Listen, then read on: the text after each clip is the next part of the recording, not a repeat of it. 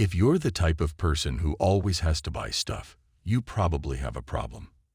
Have you ever wondered why supermarkets arrange items like beverages, candy, and chocolates next to the cash register? So that you might observe them and possibly be convinced to purchase them before you leave. They are placed there, similar to subscribing to a Netflix membership merely to binge watch one episode. These apparently minor things all add up to a sizable sum of money. You spend a few bucks here and there because it either looks good, you're hungry, maybe a little tired, or because the price tag isn't going to give anyone a heart attack. But in actuality, this is a bigger problem than you realize, and if it is not controlled, it could lead you into a financial disaster. The good news is that you can fix it, so below are a couple of things you can do. 1. Despite one or two slip-ups, keep going. And guess what else? You'll undoubtedly waste some money while you're figuring this out. First, you'll buy anything without giving it a second thought. Furthermore, you're about to make a choice that you'll later regret. Finally, you'll experience a sense of hopelessness. First of all, don't stress over it.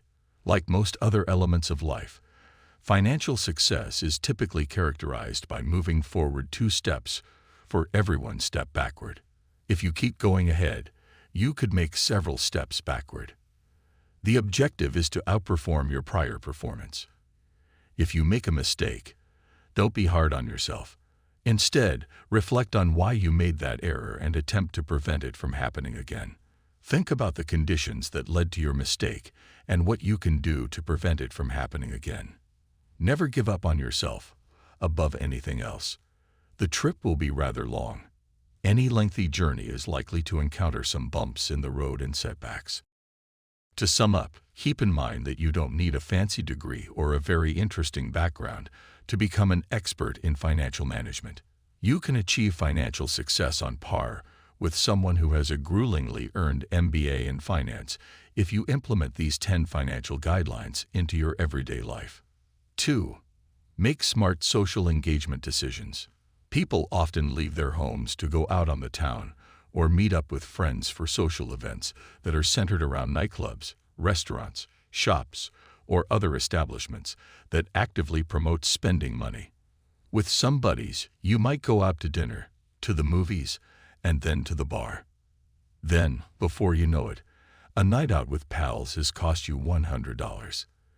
Even though you may have intended to spend the day with some friends, it soon turns into a marathon of shopping and spending cash. Watch out for such social events. It shouldn't cost money to hang out with your friends. Find alternative things to do when socializing, such as playing soccer at the park or going on a picnic, whether it's at someone's house or someplace else where spending money isn't a large part of the experience. Some of your pals might disagree. In that situation, figuring out which friends of yours are more interested in hanging out with you and spending money, and which are more interested in going out and spending money is rather simple. Friendships with persons who prefer to frequently go out and spend money should be avoided. 3. Safeguard your riches. Even if you can't afford them, you'll need to take safeguards to make sure that all of your hard-earned money doesn't go to waste. Okay, so here are some things to think about if you rent. Purchase renter's insurance to safeguard your possessions from theft or fire. In order to understand what is and is not covered, thoroughly read the policy. Disability insurance protects your most significant asset, your ability to earn a livelihood, by guaranteeing a steady income in the event that you get ill or injured and are unable to work for a lengthy period of time. If you need assistance managing your finances, seek out a fee-only financial planner rather than a commission-based financial advisor that earns money when you invest with their firm. The fee-only financial planner will provide you with unbiased advice that is in your best interests. The former has no motivation to lead you astray, but the latter may harbor conflicting allegiances to you and their company's bottom line. Additionally, you'll need to protect your funds from inflation and taxes, which you can easily do with a retirement account. To do this, make sure that all of your funds are earning interest. Investment options include high-interest savings accounts, money market funds, certificates of deposit, CDs, equities, bonds, and mutual funds. The next three are relatively riskier than the previous three. 4. Visit alluring locations without cash or credit cards. Most people who have trouble managing their money are aware of the scenarios in which they are more prone to make poor choices and spend money impulsively rather than on long-term objectives. These establishments may be your preferred coffee shop, bookshop, electronics store, or even a clothes store. What are your weak points then? One could think that the best course of action is to just stay away from certain places, but doing so does not encourage self-control. You learn just how to stay out of particular circumstances. Going to such appealing locations sometimes, but placing stringent financial restrictions on how much you may spend there is a far better plan. A credit or debit card shouldn't be brought with you. Take no cash unless you want to make a specific purchase there. Take only the amount of money necessary to buy that thing in that situation. This teaches you how to go to such places, especially if you do it frequently. Be tempted, but don't give in to it. Thus, the capacity to resist temptation is the foundation of self-control. 5. Gain control over taxes. It's important to comprehend how income taxes work even before you receive your first paycheck. When a firm offers you a beginning wage, you need to be able to calculate if it will provide you enough money after taxes to cover your expenses and, hopefully, to pursue your goals. Payroll tax calculations may be made with the help of a variety of online calculators. These calculators will display your gross income together with the amount of tax deducted from it and the remaining amount, frequently referred to as take-home pay or net pay.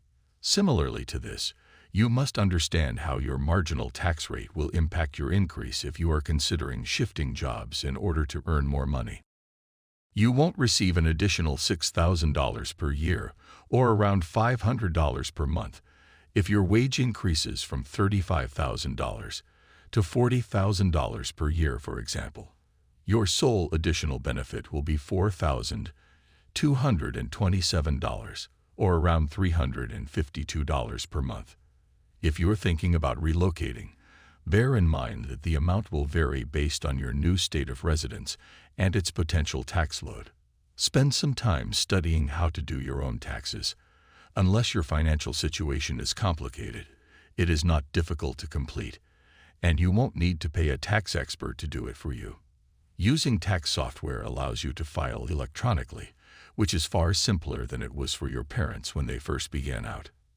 6. Begin putting money aside for retirement.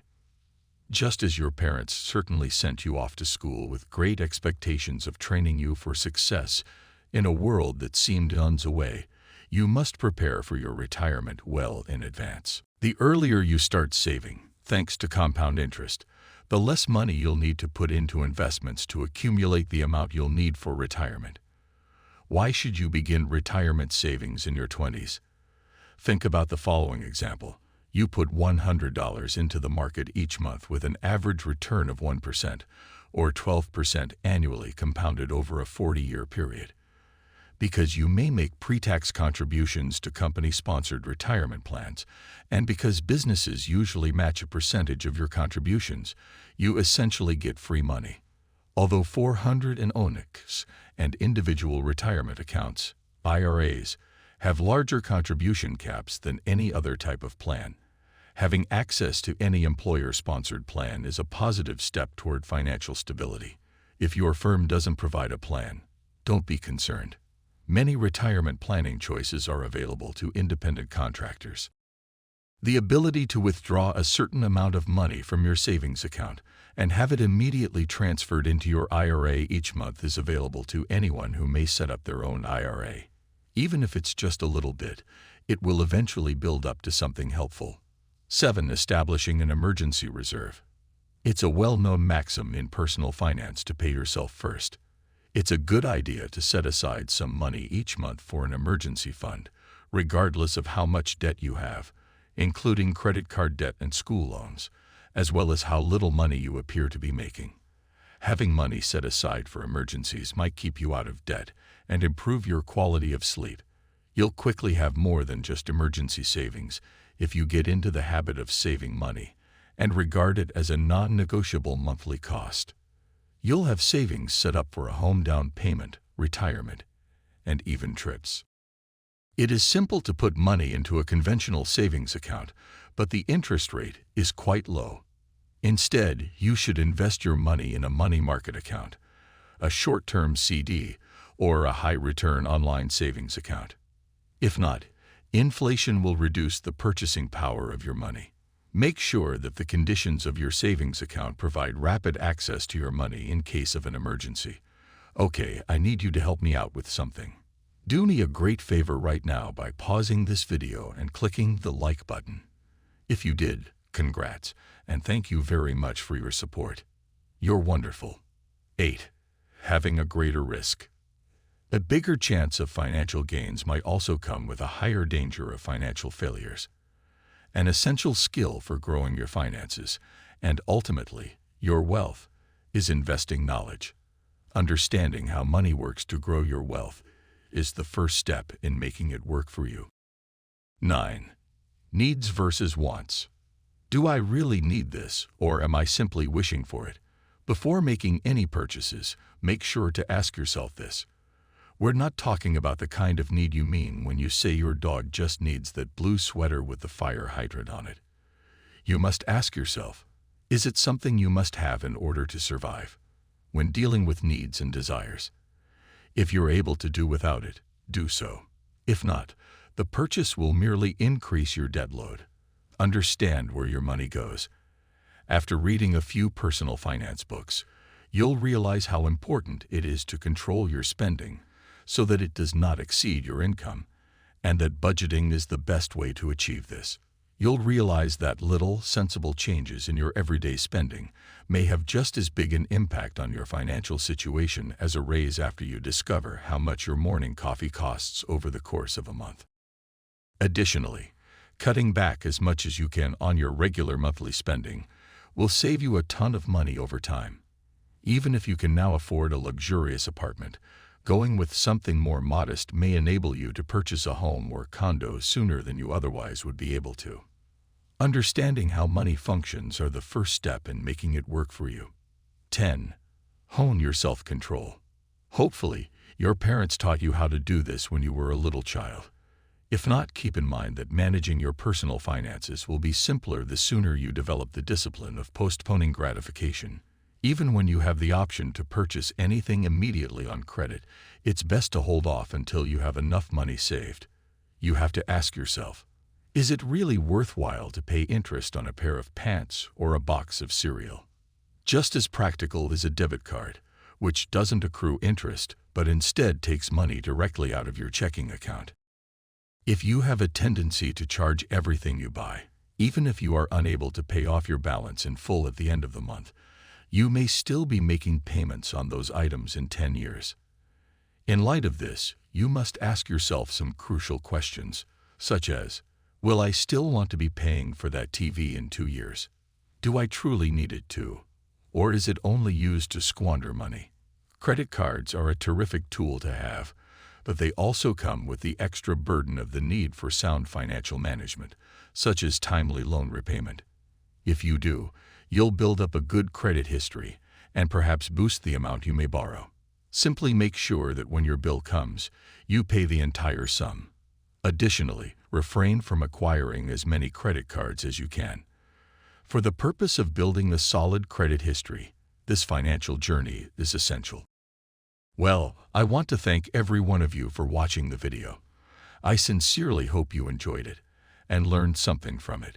Please give it a thumbs up if you did. In addition, welcome and subscribe if you're a new visitor. See you soon.